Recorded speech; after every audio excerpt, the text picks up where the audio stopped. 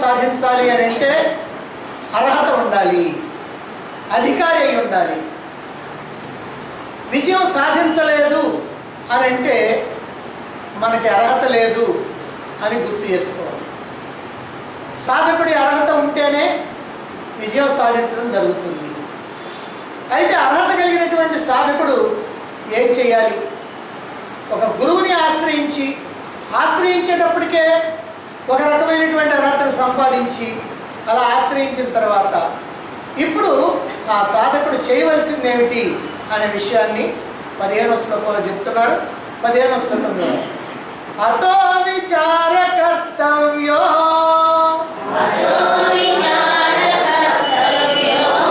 జిజ్ఞాసోరాత్మవస్తునః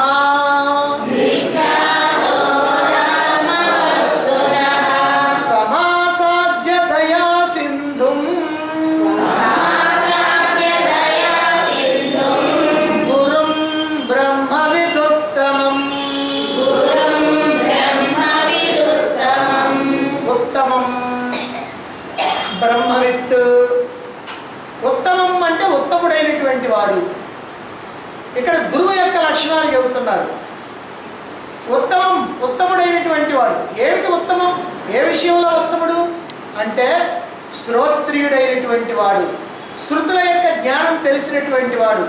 శృతుల యొక్క జ్ఞానం, వేదాల యొక్క జ్ఞానం, ఆ వేద విజ్ఞానం ఉన్నప్పుడే అతడు సరైనటువంటి గురువు, అతడు ఉత్తముడైనటువంటి గురువు.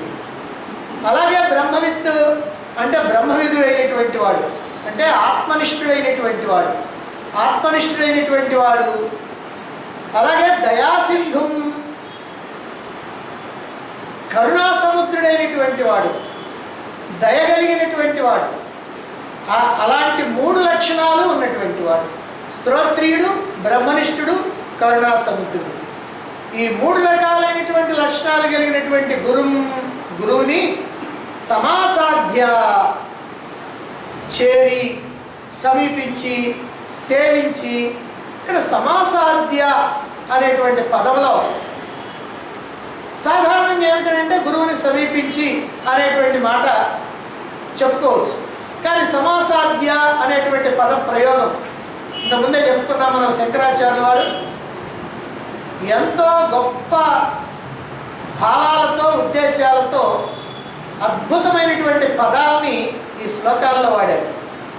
అందుకని సమాసాధ్య అంటే ఇక్కడ గురువుని చేరి అని ఒక్క మాట చెప్పడం కాదు. చేరటం అంటే ఎలా చేరాలో అలా చేరి, అలాగే చేరి సేవించి, పూజించి, అనుకూలమైనటువంటి సమయంలో ప్రశ్నించి, ఇవన్నీ కూడా ఈ సమాసాధ్య అనేటువంటి పదంలో వస్తాయి. అలా సేవించి జిజ్ఞాసు అయినటువంటి సాధకుడు. అంటే జిజ్ఞాసు అని అంటే మోక్షాన్ని పొందాలి అనేటువంటి తపన ఉన్నప్పుడు ఆ మోక్షాన్ని నేను ఎట్లా పొందుతాను అనేటువంటి తపన, ఎలా నేను పొందగలుగుతాను అనేటువంటి తపన కలిగినటువంటి వాడైనటువంటి సాధకుడు ఆత్మవస్తువ విచార, ఆత్మ విచారణ విధానాన్ని, అలాగే ధ్యానాన్ని, అలాగే ఇతర సాధనల్ని చేసేటువంటి పద్ధతుల్ని, ఇక్కడ కర్తవ్య అని ఒక పదాన్ని వాడారు. అంటే అతడి యొక్క కర్తవ్యం, శిష్యుడి యొక్క కర్తవ్యం అంటే ఏమిటో ఇక్కడ గురువు చెప్తాడు. కాబట్టి గురువు చెప్పినటువంటి విధంగా అతడి యొక్క సాధనల్లో నడుచుకోవాలి అనేటువంటి భావన ఇక్కడ మనకు అర్థమవుతుంది. అందువల్ల ఇక్కడ గురువు యొక్క లక్షణాలు ఏముండాలి? ఇంతకుముందు శిష్యుడి యొక్క లక్షణాలు చెప్పారు, ఇక ముందు కూడా చెప్తారు. గురువు దగ్గరికి చేరిన తర్వాత శిష్యుడు ఎలాంటి లక్షణాలు అలవర్చుకోవాలి అనేటువంటిది చెప్పబోతున్నారు. అయితే ఇక్కడ గురువు ఎలాంటి వాడై ఉండాలి? శ్రోత్రియుడు, బ్రహ్మనిష్ఠుడు, కరుణాసముద్రుడు అయినటువంటి 3 లక్షణాలు కూడా ఉండాలి. అటువంటి వాడే సద్గురువు, అటువంటి వాడే ఆచార్యుడు. అటువంటి వాడిని ఆశ్రయించినప్పుడే మన యొక్క జీవిత లక్ష్యం నెరవేరుతుంది. అటువంటి గురువుని చేరి ఆయన్ని సేవించి జిజ్ఞాసు అయినటువంటి సాధకుడు తన యొక్క కర్తవ్యం ఏమిటో తెలుసుకొని ఆత్మవిచారణ విధానాన్ని, ధ్యానం చేసేటువంటి పద్ధతిని అన్ని తెలుసుకొని ఆ గురువు చూపినటువంటి మార్గం వెంట ప్రయాణం చేయాలి అని ఇక్కడ ఈ శ్లోకం ద్వారా మనకి తెలియజేస్తున్నాం. అర్హత కలిగినటువంటి సాధకుడే సాధనలో విజయం సాధించగలుగుతాడని, అర్హత లేనటువంటి వాడికి సిద్ధి లేదని ఇంతకుముందు శ్లోకంలోనే మనం విన్నాం. ఈ శ్లోకంలో గురువు యొక్క అర్హతలు చెప్తున్నారు, శిష్యుడి యొక్క కర్తవ్యాన్ని తెలియజేస్తున్నారు. మరి ఇలా గురువుకి శిష్యుడికి ఇద్దరికీ ఉండవలసినటువంటి అర్హతల్ని లక్షణాలని తెలియజేస్తూ గురువుకి 3 లక్షణాలు చెప్పారు.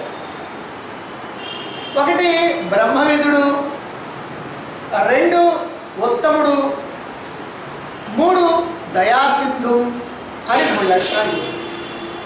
బ్రహ్మవిదుడు అంటే ఏమిటి? బ్రహ్మవిత్ బ్రహ్మైవ భవతి అని అన్నారు.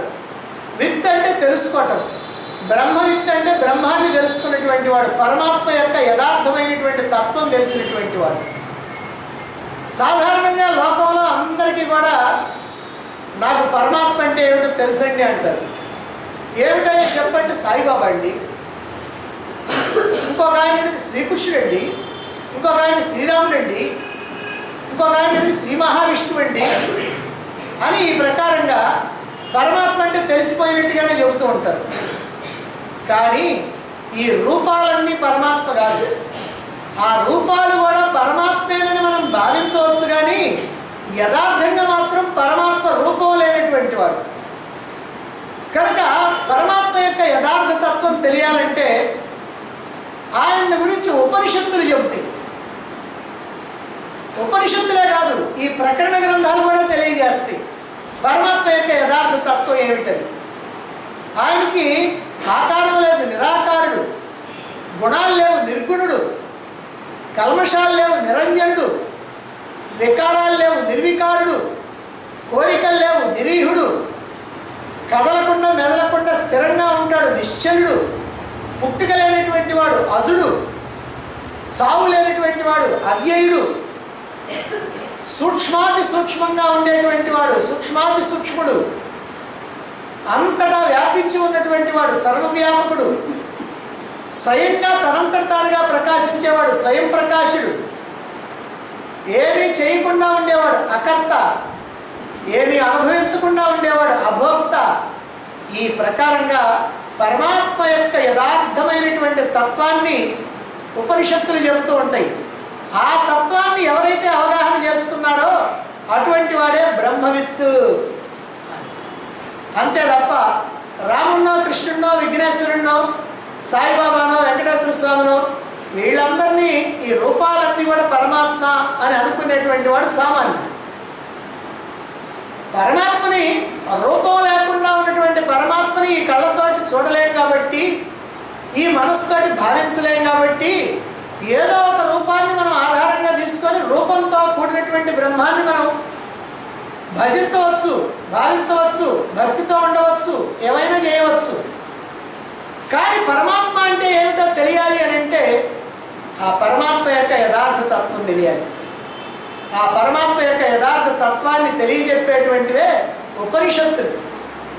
ఉపనిషత్తులు యథార్థంగా చెప్పేటువంటిది పరమాత్మ యొక్క వస్తుతః యథార్థ తత్వాన్ని ఉన్నది ఉన్నట్టుగా చెప్పేటువంటివి ఉపనిషత్తులు. అలా పరమాత్మ తత్వాన్ని తెలిసినటువంటి వాడు ఎవరో అటువంటి వాడే బ్రహ్మవిధు.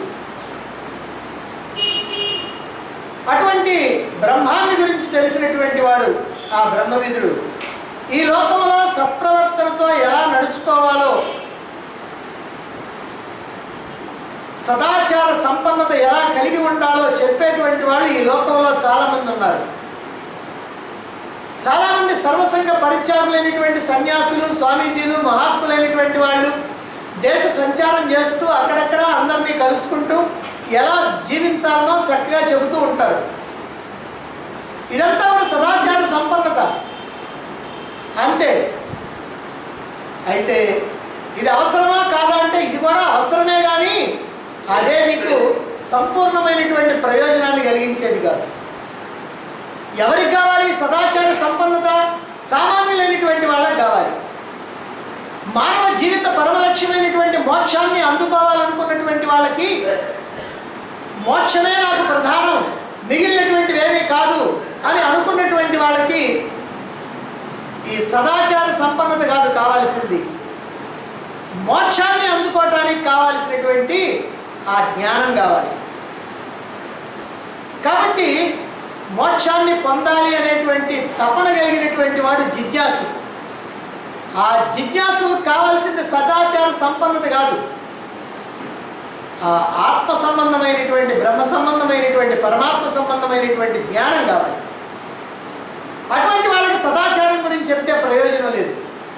ఉదయం లేవగానే ఇట్లా భగవంతుడిని తలుచుకోవాలని, లేకపోతే ఇలా పూజ చేసుకోమని, లేకపోతే ఇలా పారాయణ చేయమని, లేకపోతే అది చేయమని ఇది చేయమని ఇలాంటివన్నీ కూడా చెప్తే ఏం ప్రయోజనం లేదు. వాళ్ళకి మోక్షాన్ని అందుకునేటువంటి ఉపాయం చెప్పాలి, దానికోసం చేయవలసినటువంటి సాధనల్ని చెప్పాలి, ఆత్మని గురించి చెప్పాలి. ఇవి కావాల్సింది. అందుకనే భారతదేశంలో ఒక మహానుభావుడైనటువంటి ఫిలాసఫర్ ఉన్నాడు, అందరికీ తెలిసినటువంటి వాడు. ఆయన డాక్టర్ సర్వేపల్లి రాధాకృష్ణ. ఆయన అంటాడు, భారతదేశంలో ఉన్నటువంటి మానవులు ఎవరైనా సరే మోక్షాన్ని కనుక అందుకోవాలంటే సదాచార సంపన్నత కాదు కావాల్సింది, సర్వాత్మ భావం అంటాడు. సదాచార సంపన్నత కాదు, సర్వాత్మ భావం.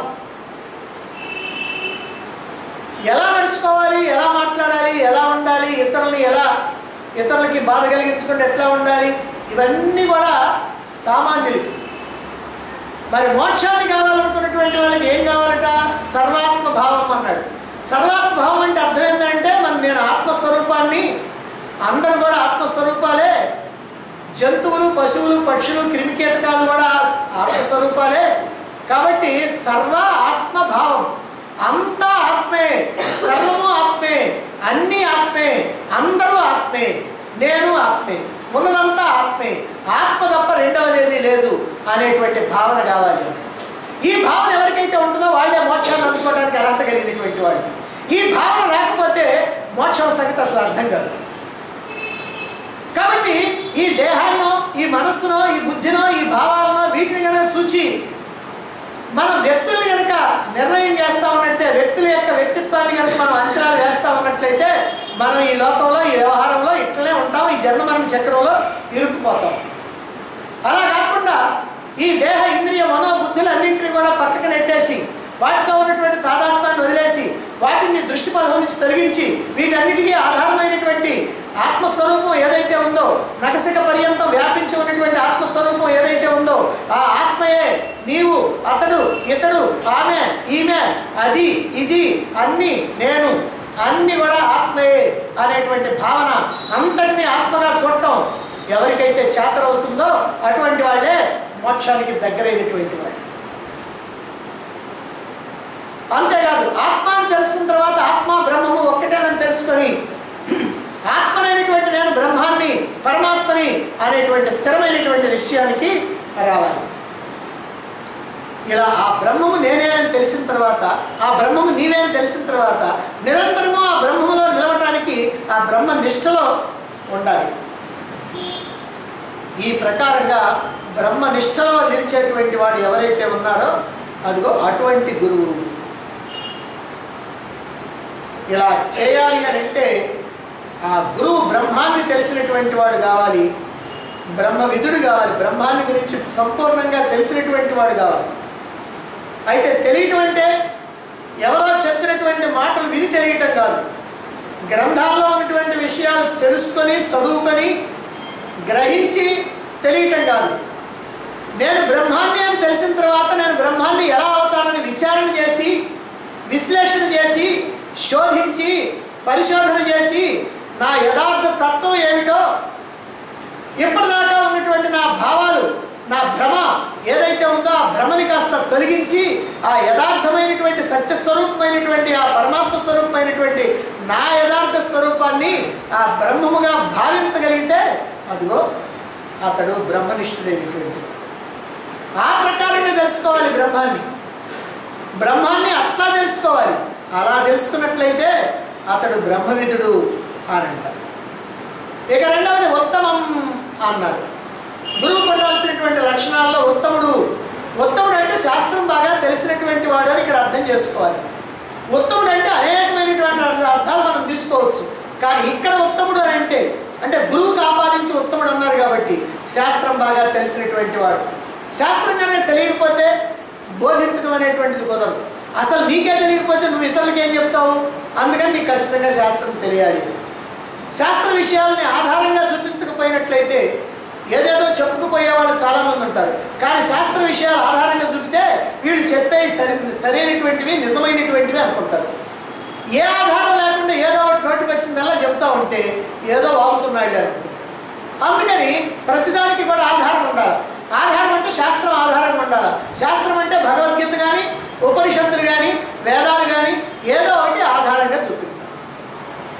అలా ఆధారంగా చూపించాలంటే నీకు తెలిసి ఉండాలిగా, ముందు ఆ శాస్త్రంతో పరిచయం ఉండాలిగా. కాబట్టి వేదాలతో ఉపనిషత్తులతో భగవద్గీతతో వీటన్నిటితోటి కూడా నీకు పరిచయం ఉండాలి. అటువంటి వాడే శ్రోత్రియుడు అన్నారు. శ్రోత్రియుడు అంటే శృతుల యొక్క జ్ఞానం తెలిసినటువంటి వాడు అని. శృతులు అంటే వేదాలు కాబట్టి వేదాల యొక్క జ్ఞానం తెలిసినటువంటి వాడు, అటువంటి వాడే గురువు అని. అటువంటి వాడినే ఇక్కడ ఉత్తముడు అన్నారు. కాబట్టి బ్రహ్మవిధం ఉత్తమం ఈ రెండు లక్షణాలు ఉండాలి. మూడవ లక్షణం ఏమన్నారు? దయాసింధుం గురుం అన్నారు. దయాసింధు, సింధు అంటే ఇక్కడ సముద్రం, దయాసాగరుడు, కరుణాసాగరుడు, కరుణా సముద్రుడు, ఏ పేరు పెట్టినా ఒకటి. సముద్రుడు సాగరం సింధు అని ఎందుకన్నారు? ఎందుకంటే సముద్రం అనంతం కాబట్టి ఆయన యొక్క దయ కూడా అనంతంగా ఉండాలి, ఆయన యొక్క కరుణ కూడా అనంతంగా ఉండాలి. అంత అనంతమైనటువంటి కరుణ కనుక లేకపోయినట్లయితే సామాన్య మానవుడిలాగా ప్రతి విషయానికి కూడా చెలించి కనుక పోయినట్లయితే అటువంటి వాడి వల్ల శిష్యుడికి ప్రయోజనం ఉంటుంది. కాబట్టి గురువు ఎలా ఉండాలంటే కేవలం శ్రోత్రియుడు బ్రహ్మనిష్ఠుడు మాత్రమే కాకుండా అనంతమైనటువంటి కరుణ సముద్రుడై ఉండాలి. ఎందుకంటే శిష్యుల్లో ఉత్తమ శిష్యులు ఉంటారు, మధ్యమ శిష్యులు ఉంటారు, అధమ శిష్యులు ఉంటారు, అధమాధమ శిష్యులు కూడా ఉంటారు, రకరకాలైనటువంటి శిష్యులు ఉంటారు.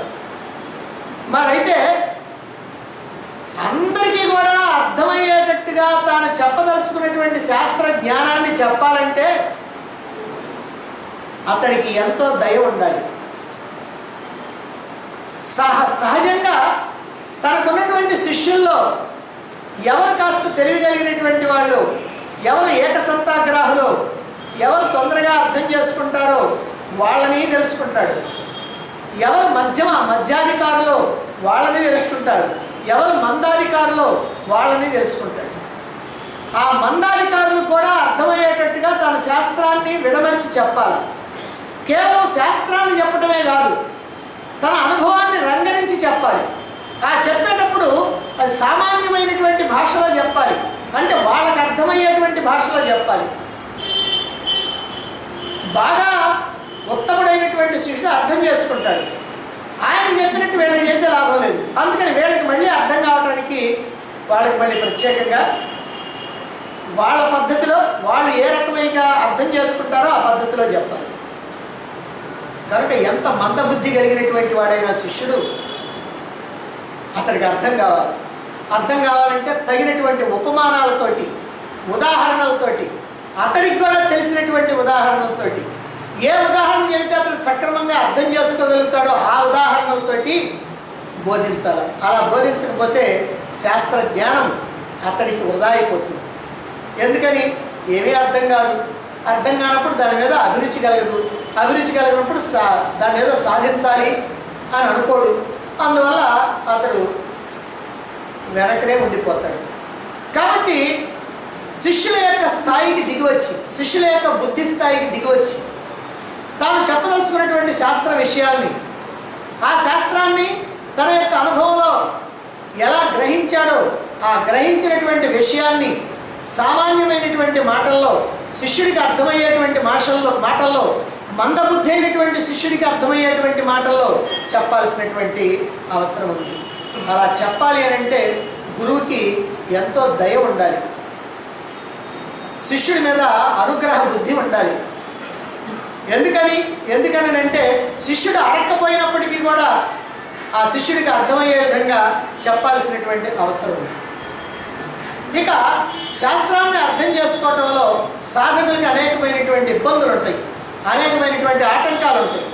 వాటన్నింటినీ కూడా సానుభూతితో అర్థం చేసుకోవాలి. అలా సానుభూతితో అర్థం చేసుకొని శిష్యుడికి తగినటువంటి విధంగా సూచనలు సలహాలు ఇస్తూ ఆ ఆటంకాలను ఎట్లా అధిగమించి ముందుకు పోవాలనో దానికి కూడా సహాయం చేస్తూ ఉండాలి, తోడ్పాటును అందిస్తూ ఉండాలి. ఇవన్నీ చేయాలి అంటే శిష్యుల మీద అనుగ్రహ దృష్టి ఉండాలి, ప్రేమ ఉండాలి, కరుణ ఉండాలి, దయ ఉండాలి.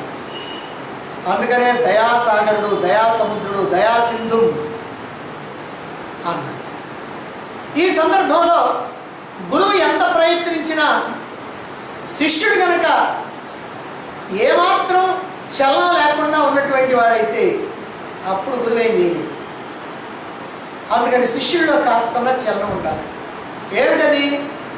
ఏదైనా తెలియకపోతే, అర్థం కాకపోతే, ఒకవేళ అపార్థం చేసుకుంటే, ఏదైనా సందేహం వస్తే దాన్ని అడగాలి, గురువుని అడిగి తెలుసుకోవాలి. అలా అడగటానికి కూడా వెనకాడి అడిగితే ఏమనుకుంటారు అనుకొని వాళ్ళంతా వాళ్ళే మెదలకుండా అనుకొని ఆ సందేహాన్ని అట్లనే కనుక ఉంచుకున్నట్లయితే అప్పుడు వాళ్ళకి ప్రగతి ఉండదు. అందుకని వచ్చినటువంటి సందేహాన్ని తీర్చుకోవాలి. అలా తీర్చుకొని సందేహరహితంగా శాస్త్రాన్ని అవగాహన చేసుకోవాలి. అట్లా అవగాహన చేసుకోవడానికి గురువు సహాయపడతాడు. అలా సహాయపడ్డటువంటి వాడే సద్గురువు. లేకపోతే ఊరికినే చెప్పుకొని పోయేటువంటి వాడు నిజమైనటువంటి గురువు కాదు, ఆయన ఉపన్యాసకుడు. సాధారణంగా మనకి స్కూల్లో పాఠాలు చెప్పే వాళ్ళని టీచర్ అంటారు, స్కూళ్ళల్లో కనుక. కాలేజీలో అయితే లెక్చరర్ అంటారు, ఇంకా యూనివర్సిటీలో ప్రొఫెసర్లు అంటారు. టీచర్ అంటే టీచ్ చేస్తాడు. టీచ్ చేయడం అంటే బాగా అర్థమయ్యేటట్టు చెప్తాడు. లెక్చరర్ అంటే లెక్చర్కి తెలుగు ఏమిటంటే ఉపన్యాసకుడు అని అర్థం. ఉపన్యాసం ఇచ్చిపోతాడు. అది అర్థమైందో అర్థం కాలేదే ఆయనకేం అవసరం లేదు. ఆయన ఉపన్యాసం, లెక్చరర్ అంటే ఉపన్యాసం ఇచ్చేవాడు. ఇక ఉంటాడు ప్రొఫెసర్. ఆయన అసలు మామూలుగానే ఎప్పుడు కనపడ్డా, కంటికి కనపడ్డా.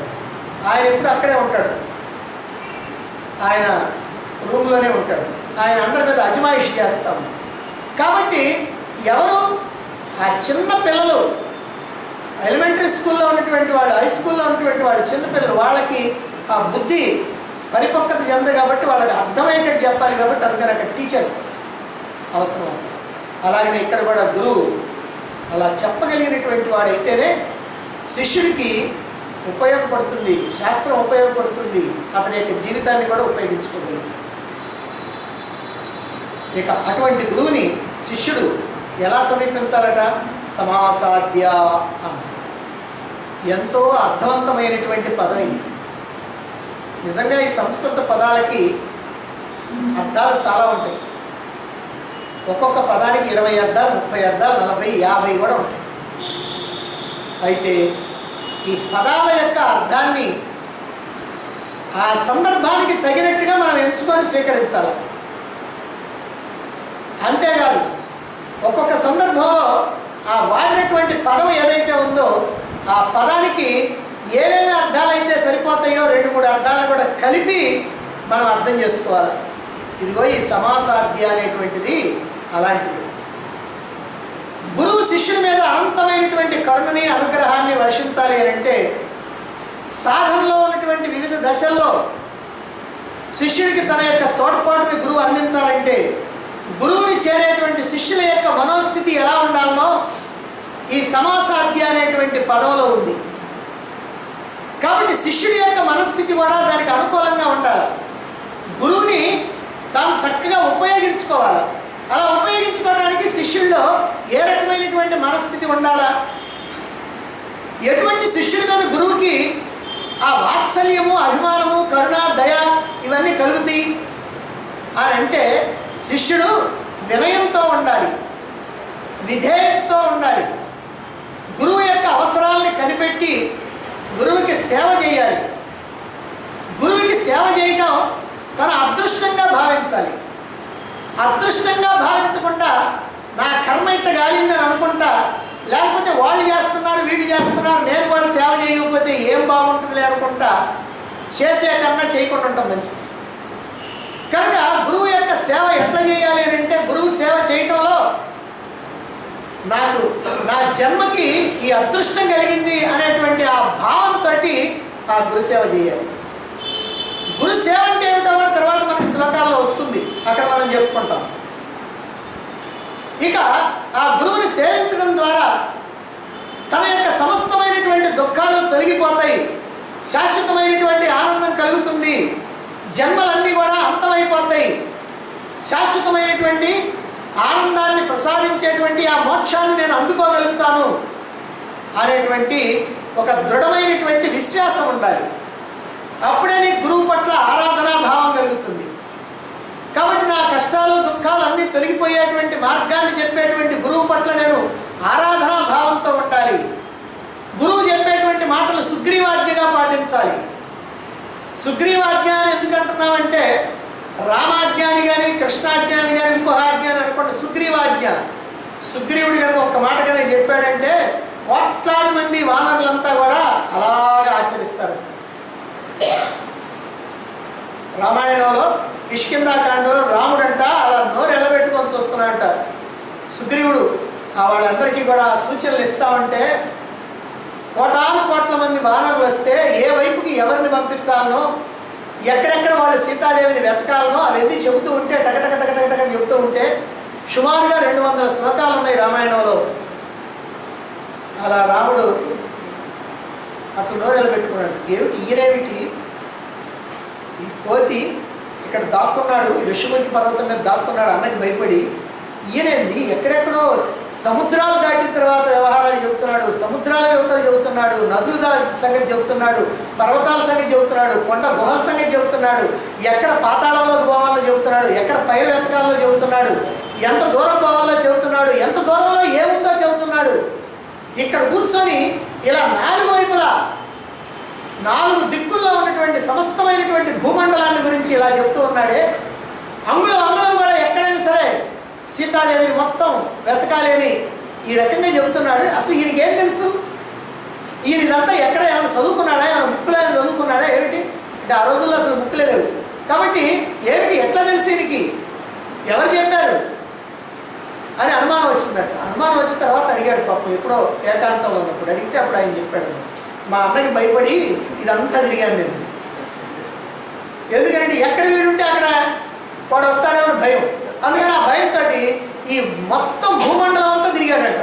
ఎక్కడెక్కడ దాక్కోవడానికి వీలుంది అక్కడెక్కడ దాక్కున్నాడు, మళ్ళీ అక్కడికి వస్తాడేమో అక్కడి నుంచి పోయి ఇంకో చోట దాక్కున్నాడు, ఆ రకంగా మొత్తం దాక్కున్నాడు. అందుకనే బాగా అనుభవం అనమాట. అందుకని కోట్లాది మంది వానరుల్ని 4 దిక్కులకి కూడా ఆ రకంగా పంపించాడు. ఎందుకు చెప్పుకుంటున్నారంటే ఇవన్నీ కూడా సుగ్రీవాజ్ఞ. ఆ సుగ్రీవుడి యొక్క ఆజ్ఞ ఎలా ఉందో తూచా తప్పకుండా అలా. దక్షిణ దిక్కు వెళ్ళినటువంటి వాళ్ళు మహా వీరాది వీరులు, సురాధీశ్వరులు అయినటువంటి వాళ్ళు, హనుమంతుడు, అంగదుడు, జాంబవంతుడు, సుషేనుడు, నీరుడు, నలుడు, ఇలాంటి వాళ్ళు పెద్ద పెద్ద వాళ్ళందరూ పోయి వాళ్ళు కూడా చివరికి సీతాదేవిని మనం వెతికి మనం తెలుసుకునేటువంటి పరిస్థితి లేదు. మళ్ళీ కనుక పోతే సుగ్రీవుడు మన బ్రతకలేడు, అందుకని మనం ఇక్కడ ఆత్మహత్య చేసుకుందాం అని అనుకున్నాం. ఆంజనేయుడితో సహా జాంబవంతుడితో సహా అందరు కూడా ఆత్మహత్య చేసుకుందామని. అంటే సుగ్రీవుడికి అంతలా భయపడుతూ ఉండేవాళ్ళు. నిజంగా ఆంజనేయుడు కానీ జాంబవంతుడు కానీ వీళ్ళు కనుక లేకపోయినట్లయితే సుగ్రీవుడు లేడు. అంటే వీళ్ళే ఆయనకి బలం, ఈ 4 మంత్రులే బలం. అలాంటి వాళ్ళు కూడా సుగ్రీవుడికి భయపడుతున్నారు. అందుకని ఇక్కడ ఏదో సుగ్రీవాజ్ఞ అని అన్నామంటే గురువు యొక్క ఆజ్ఞని అట్లా పాటించాలి. గురువు నోటి మీదుగా ఏ మాట వస్తే ఆ మాట, అది నాకు నష్టమా లాభమా, అది నాకు మంచిదా చెడా అనేటువంటి భావనతో సంబంధం లేకుండా అలాగా దాన్ని ఆచరణలోకి తెచ్చుకోవాలా, పాటించేసేయాలా అనేటువంటిది ఇక్కడ. కాబట్టి మనకి ఇష్టం ఉందా లేదా అని చూడకుండా, మనకి లాభమా నష్టమా అని చూడకుండా, మనకు కష్టమైనా నష్టమైనా సరే గురువు యొక్క ఆజ్ఞని పాటించాలి అనేటువంటి భావన శిష్యుడికి ఉండాలి. ఆయన ఆజ్ఞాపించక ముందే ఆయన యొక్క భావాలకి తెలుసుకొని వాటికి అనుగుణంగా నడుచుకోవాలి. అలా నడుచుకుంటూ ఆయన చెప్పిన ప్రకారం ఆత్మవిచారణ సాగించాలి. ఆయన చెప్పిన ప్రకారంగా అతడి యొక్క జీవితాన్ని గడుపుకుంటూ ఉండాలి అనే విషయాన్ని ఇక్కడ తెలియజేసి, ఇక ఆత్మవిద్యని గ్రహించాలనుకున్నటువంటి శిష్యుడు, జిజ్ఞాస కలిగినటువంటి శిష్యుడు మరి గురువుని చేరిన తర్వాత ఆ శిష్యుల్లో ఎలాంటి లక్షణాలు ఉండాలి అనేటువంటి విషయాన్ని తర్వాత శ్లోకంలో చెప్తున్నారు. 16వ శ్లోకం, 16వ శ్లోకాన్ని చూడండి. మేధావి పురుషో విద్వాన్ ఊహాపోహ విచక్షణః అధికార్యాత్మ విద్యాయా ముక్త లక్షణ లక్షితః. మేధావి పురుషః, గురువుని చేరేటప్పుడు ఉండాల్సిన లక్షణాలు ఇంతకుముందు చెప్పారు. గురువుని చేరిన తర్వాత ఏ లక్షణాలు ఉండాలి? ఇంకా నీకు గొప్ప లక్షణాలు ఉండాలి. గురువు దగ్గర నుంచి నువ్వు ఆ శాస్త్ర సారాన్ని వంట పట్టించుకోవాలంటే నీ దగ్గర చాలా గొప్ప లక్షణాలు ఉండాలి. అవి చెబుతున్నారు ఇక్కడ. మేధావి పురుష, నువ్వు మేధావి కావాలంటున్నావు.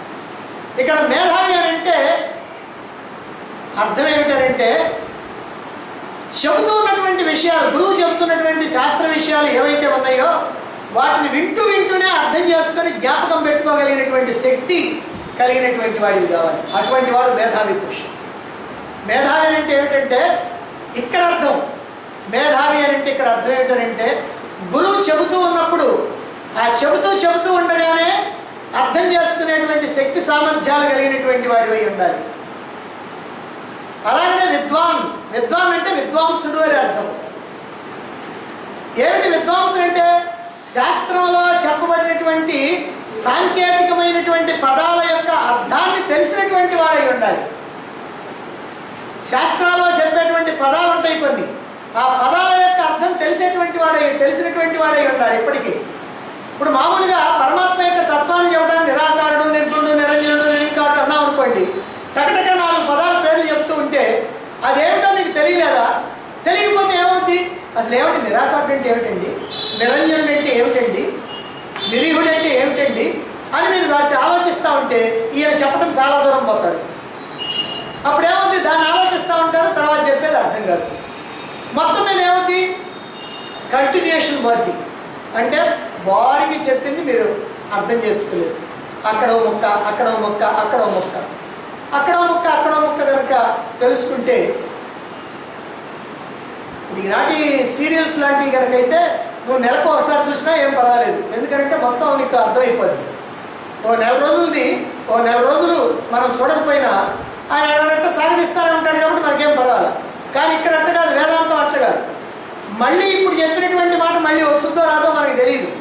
అందుకని ఏమిటంటే చెప్పినట్టుగా అర్థం చేసుకునేటువంటి శక్తి కావాలి అని అంటే ఆ సాంకేతిక పదాల యొక్క అర్థం మనకి ముందుగానే తెలిసి ఉండాలి. ఇది విద్వాంసుడు అని అంటే. ఇక 3వ లక్షణం ఊహాపోహ విచక్షణ అన్నారు. విచక్షణ అనగానే మనకు అర్థమైపోద్ది. అంటే నేర్చుకున్నటువంటి జ్ఞానం ఏదైతే ఉందో దాన్ని ఊరికినే చెప్పినట్టుగా గ్రహించి గుర్తుపెట్టుకోవటం కాకుండా దాన్ని బాగా విశ్లేషణ చేసి, విచారణ చేసి, శోధించి దాని యొక్క భావాన్ని బాగా నీ మనస్సులో గట్టి చేసుకోవాలి. ఇది శోధించి తెలుసుకునేటువంటి వివేకం ఏదైతే ఉందో దాన్ని ఊహాపోహ విచక్షణ అన్నారు.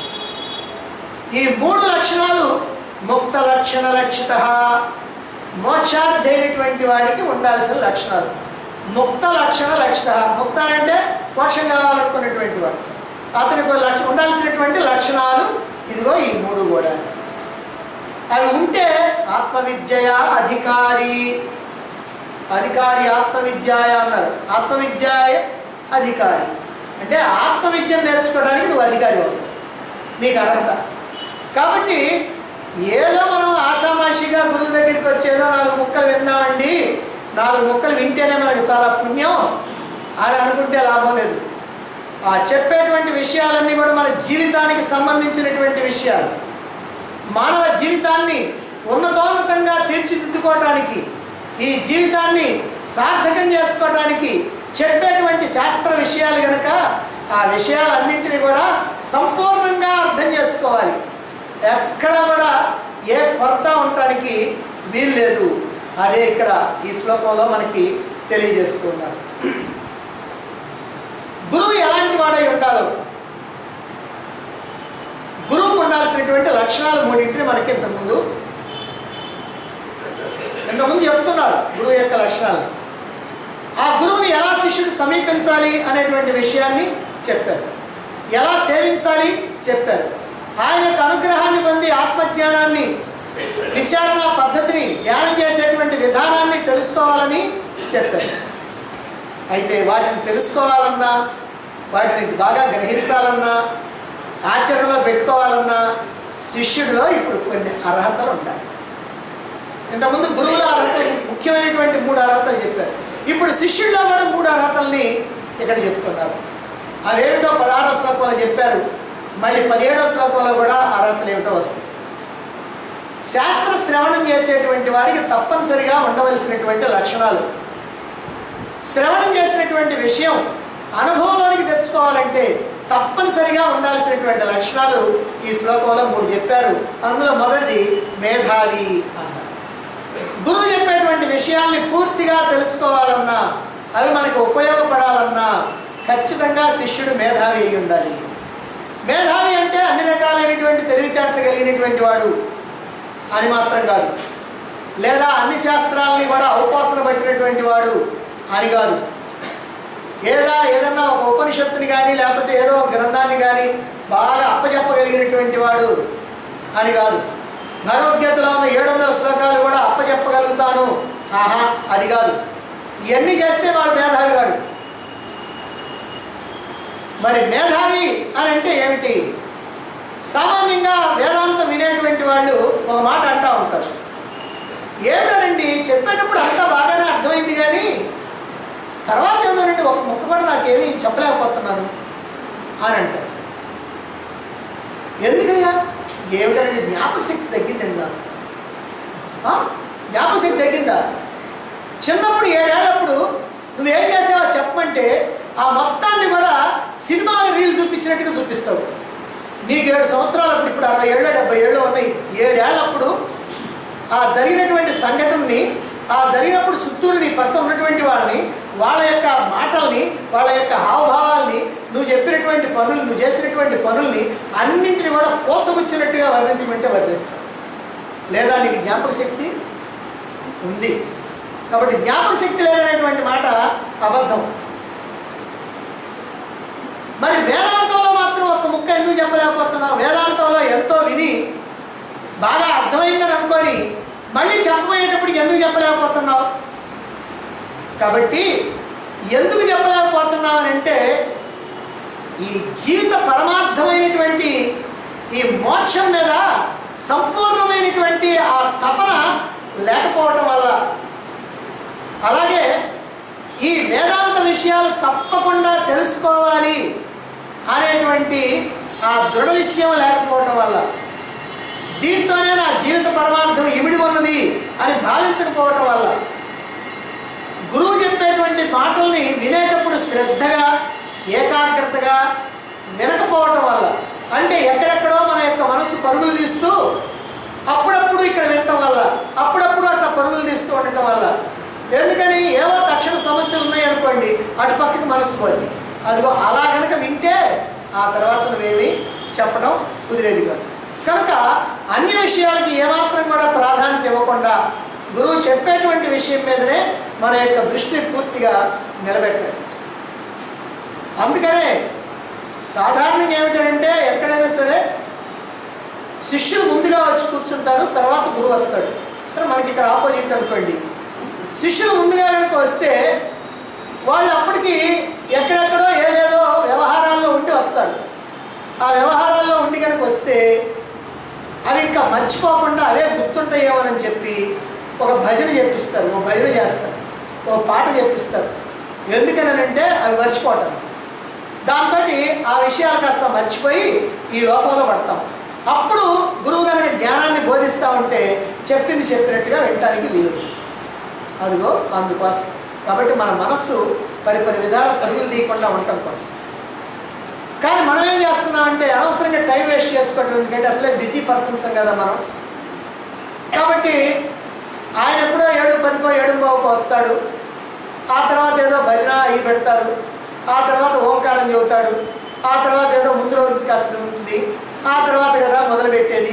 ఆ మొదలుపెట్టేటప్పుడు కూడా శ్లోకం కూడా మనం వినకపోయినా పర్వాలేదు, ఆ తర్వాత ఆయన చెప్పేది వింటే చాలులేని అనుకొని మనం టైం ఖచ్చితంగా చూసుకొని, కాబట్టి మనం 7:30 పోయినా పర్వాలేదు, ఆయన 7:30 వచ్చినా మనం 7:30 పోయినా పర్వాలేదు అనుకొని అప్పుడు గబగబ 7:30 మనం వచ్చామనుకోండి, అసలు బిజీ కదా. ఆ బిజీలో ఏంటంటే ఏవో విషయాలు ఉంటాయి, ఇక్కడికి వచ్చి కూర్చోగానే ఆ విషయాలే ఉంటాయి, ఇది ఉండదు. ఆ విషయాలన్నీ అవన్నీ ఓ పక్కకు పోయేటప్పటికి ఇక్కడ ఉపన్యాసం కాస్త అయిపోద్ది. సరే మీరు వెళ్తాం, ఏమంటే ఏం చెప్పారు, ఏదో చెప్పారండి, మొత్తం మీద బాగానే చెప్పారు కానీ ఏదో చెప్పారు అనండి. అందుకని అదిగో అలా కాకుండా వేదాంతం వినాలనుకునేటువంటి వాళ్ళకి ప్రాథమిక అవసరాలు, ఇప్పుడు ఇందా చెప్పుకున్నాం మేధావి, ఇప్పుడు మేధావి కాకపోతే మానే కనీసపు అవసరాలు, కనీసపు పద్ధతి, ఒక రెస్పెక్ట్, ఒక జ్ఞానాన్ని నేర్చుకోవాలి అని అనుకునేటువంటి వాళ్ళకి ఉండాల్సినటువంటి లక్షణం అది ఉండాలి. ఒక 5 నిమిషాల ముందు కనుక మనం వస్తే, అన్నీ మొదలు పెట్టక ముందే మనం వచ్చి కూర్చుంటే, ఆ భజన కూడా మనం చేస్తే, ఆ ఓంకారం చేస్తే మనకేం పాపం వస్తుందా? ఏం రాదు కదా. కాబట్టి అలా ఉండాలి, అది లక్షణం, నేర్చుకునేటువంటి వాళ్ళ యొక్క లక్షణం. కాబట్టి గురువు బోధిస్తూ ఉన్నప్పుడు శ్రద్ధతో ఏకాగ్రతతో మనం వినాలి. ఎక్కడ మన యొక్క మనస్సు ప్రపంచం మీదకి పోకూడదు, ఒక్క విషయం కూడా వదలకుండా అన్నీ వినాలి. అలా వింటూనే బుద్ధిలోకి ఎక్కించాలి. అలా కాకుండా ఇప్పుడు సాధారణంగా మనకి ఏం చేస్తాం, నోట్స్ తీసుకోవడం ఒకటి ఉంది అలవాటు. ఏమంటే చెప్పేటప్పుడు గబగబా నోట్స్ తీసుకుందాం, ఇంటికి పోయిన తర్వాత దాన్ని డెవలప్ చేద్దాం. ఒకరోజు డెవలప్ చేయడానికి మొదలుపెట్టిన తర్వాత ఇక్కడ ఏం చెప్పారు, అక్కడ ఏం చెప్పారు, ఏదో డౌట్ వస్తుంది, బాగుంది. కానీ మళ్ళీ నోట్స్ తీసుకుంటాం, మళ్ళీ ఆ నోట్స్ ఇంటికి పోయిన తర్వాత చూసే పని కూడా లేదు. కానీ ఇలాంటి వ్యర్థమైనటువంటి పనులు చేయకుండా జాగ్రత్తగా మన యొక్క బుద్ధిని నిలిపి చెబుతూ ఉండగానే ఆ చెప్పేటువంటి విషయాల్ని మనం అర్థం చేసుకోవాలి. వింటూనే అర్థం చేసుకోవాలి. గురువు బోధ చేస్తుంటే పరధ్యానంగా ఉండటం వల్ల ఒక విషయం అర్థం కాలేదనుకోండి, దాంతో అనేకమైనటువంటి సందేహాలు వస్తాయి. దృష్టి ఎప్పుడు ఆ సందేహం మీదనే పడుద్ది. దాన్ని తెలుసుకోవాలని ఆలోచిస్తూ ఉంటావు. ఆ ఆలోచనలో ఉన్నప్పుడు తర్వాత చెప్పాల్సినంత ఆయన చెప్పుకుంటా పోతూ ఉంటాడు. దాంతో కనెక్షన్ కాస్త పోతుంది. అందువల్ల ప్రతి విషయాన్ని వింటూనే అర్థం చేసుకోవాలా. ఇలా అర్థం చేసుకోవాలంటే నీవు వర్తమానంలోనే ఉండాలి. వర్తమానంలో అంటే ఈ కాలంలోనే ఉండాలి, గత కాలానికి పోకూడదు.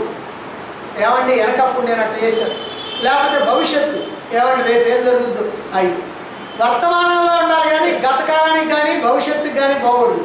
మనసు ఇక్కడే వర్తమానంలోనే ఉండాలి. ఇక రెండో విషయం ఏంటంటే విద్వాన్ అన్నారు. నిజంగా ఈ రెండింటికి కూడా సంబంధం ఉంది. వింటూనే అర్థం చేసుకోవాలంటే ఆ చెప్పేటువంటి పదాల యొక్క అర్థం ముందుగా మనకి తెలిసి ఉండాలి. అందుకని విద్వాన్ కావాలి. జాగ్రత్తగా అర్థం చేసుకోండి. విద్వాన్ ఎందుకన్నారంటే వేదాంతంలో వచ్చేటువంటి పదాల యొక్క అర్థం మనం ముందుగానే తెలిసి ఉంటే ఆయన పదాలు చెబుతూ ఉంటే మనకు అర్థమైపోతూ ఉంటుంది. అలా వింటూనే అర్థమవుద్ది. అలాగైనా కాకపోతే ఏమిటి పదం యొక్క అర్థం ఎప్పుడు చెప్పలేదే, నాకు ఎప్పుడు రాలేదే, ఎక్కడ తగలలేదే అనుకొని దాని గురించి ఆలోచిస్తున్నాం అనుకోండి, అంతే మళ్ళీ మొత్తం పోద్ది. కాబట్టి ఇక్కడ మనకి విద్వాంసుడు కావాలి శిష్యుడు అని అంటే వేదాంత శాస్త్ర గ్రంథాలతో పరిచయం ఉండాలి. ఆ గ్రంథాల్లో వచ్చేటువంటి ఆ పదాలు ఏవైతే ఉన్నాయో వాటితో పరిచయం ఉండాలి. అలా తెలిసి ఉంటేనే ఆ పదాలు వచ్చినప్పుడల్లా కూడా ఆ పదాల యొక్క అర్థాల గురించి నువ్వు ఆలోచించకుండానే నీకు తెలిసిపోతా ఉంటాయి. కొన్ని సాంకేతికమైనటువంటి పదాలు వచ్చినప్పుడు అర్థం తెలియకపోతే వాటిని తెలుసుకోవడానికి ప్రయత్నం చేసినప్పటికీ ఉపన్యాసం అంతా కూడా అయిపోతుంది. సాధారణంగా మనం చూడండి, సామాన్యమైనటువంటి శరీరత్రయ వ్యతిరిక్త అన్నారు అనుకోండి. ఏంటంటే శరీరత్రయ మామూలుగా చెప్పేటప్పుడు 3 శరీరాలకి వేరుగా అని ఒక మాట అన్నాం అనుకోండి, ఇది వెంటనే అర్థమైపోద్ది.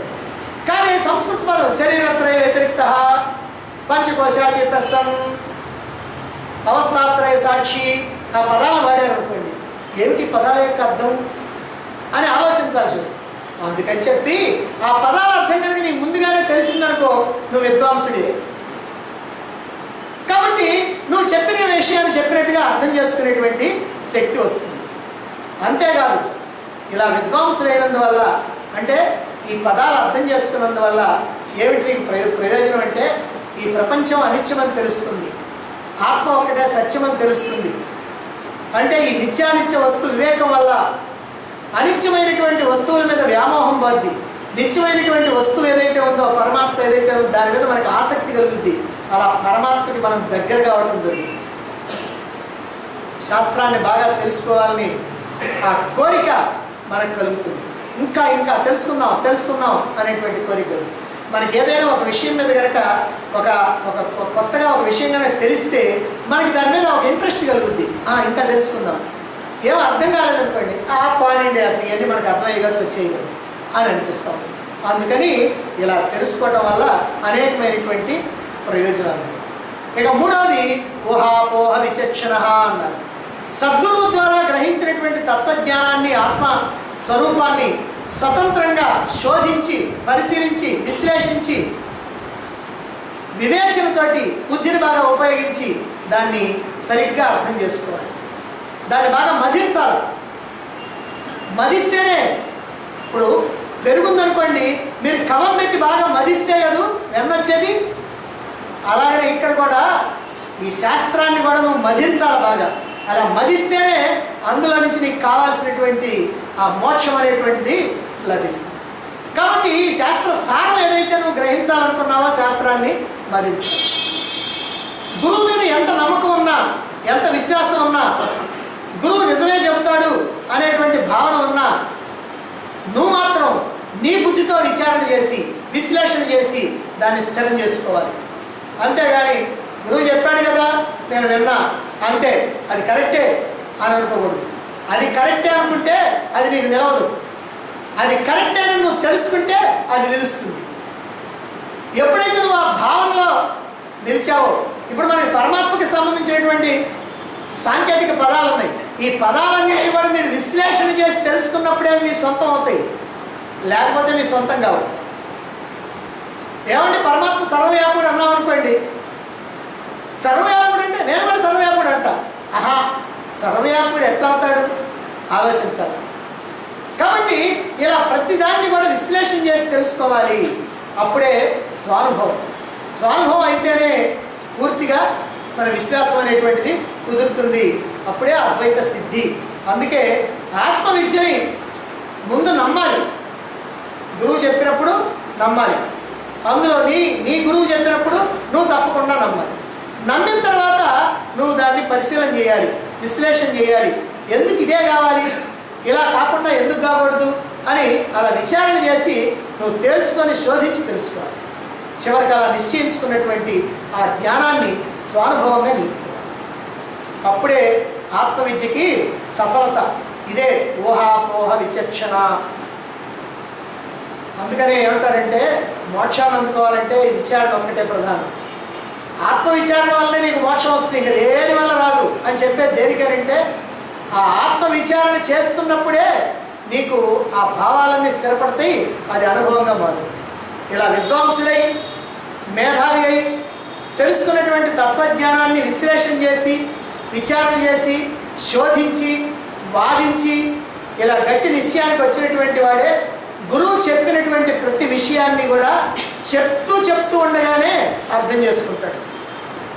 దాన్ని అనుభవంగా మలుసుకోగలుగుతాడు, సత్యాన్ని అందుకోగలుగుతాడు అని ఇక్కడ మనకి ఈ 3 లక్షణాలు కూడా చెప్తున్నారు. అందుకని ఇక్కడ ముక్త లక్షణ లక్షిత అన్నారు. ఈ 3 కూడా మోక్షార్థి అయినటువంటి వాడికి ఉండాల్సినటువంటి లక్షణాలు. ఇది లేనటువంటి వాడు మోక్ష స్థితిని అందుకోవడం జరగదు.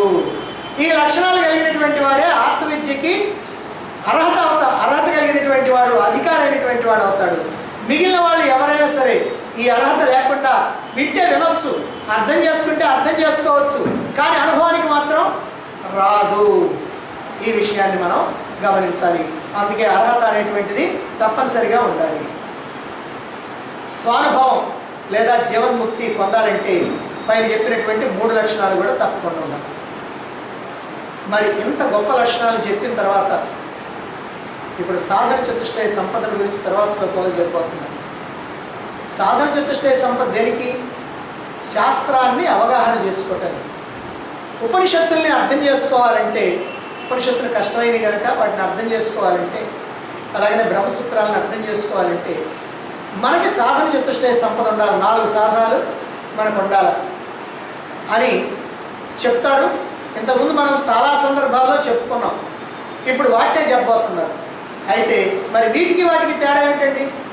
ఇవేమో గురువు దగ్గరికి వచ్చినటువంటి శిష్యుడు, గురువు దగ్గర కొంతకాలం ఉన్నటువంటి శిష్యుడు, శాస్త్రాన్ని నేర్చుకున్నటువంటి శిష్యుడు, ఆ శాస్త్రం తన అనుభవానికి రావాలంటే ఈ లక్షణాలు ఉండాలి.